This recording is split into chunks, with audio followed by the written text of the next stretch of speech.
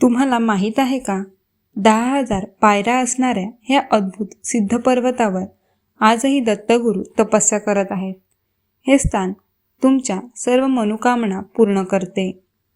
या तीर्थस्थानाला श्री दत्तगुरूंचे अक्षय निवास स्थान म्हणतात, कारण आजही येथे दत्त महाराज साधना करतात.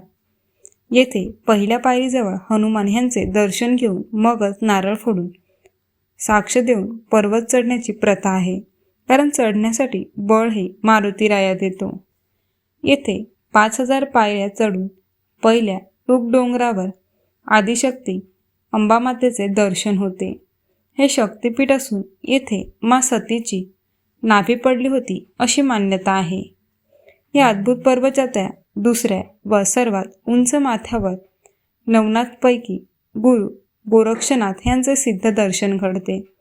येथे डोळे मिटून साधना जप केल्याने आध्यात्मिक ऊर्जा जाणवते, कारण येथे गुरु गोरक्षनाथ यांनी गुरु दत्तात्रेय यांची साधना केली होती. सर्वच देवी देवता, 84 सिद्ध योनी मुनी, 64 योगिनी, भोलेनाथ, नवनाथ, मा काली, कालभैरव इत्यादी सर्व सिद्धशक्ती संपूर्ण पर्वतावर निवास करून आहेत, म्हणून हे स्थान सिद्ध आहे. अगदी 2-3 वर्षाचे बालक देखील हा सिद्ध पर्वत सहज चढून जाताना दिसतात, कारण येथे बाळांचे रक्षण करणारे दिव्यमाता तुम्हाला जवळपास 3,500 पायऱ्या चढल्यावर दिसून येते.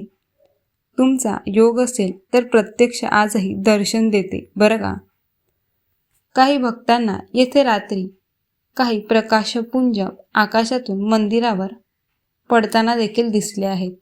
हे सिद्ध तपस्वी देवता शक्ती गुरु दत्तात्रेय भेटीस येतात असा विश्वास आहे. ह्या शिखराला गुरुशिखर म्हणतात, जिथे गुरु दत्तात्रेय चरणपादुका आहेत. हा आहे गुरूंचा अद्भुत स्वर्ग गिरनार पर्वत. जय गिरनारी हा मंत्र म्हणा व तुम्हाला येथे दर्शनाचा नक्की योग येणार. जुनागड गुजरात येथील गिरनार पर्वत.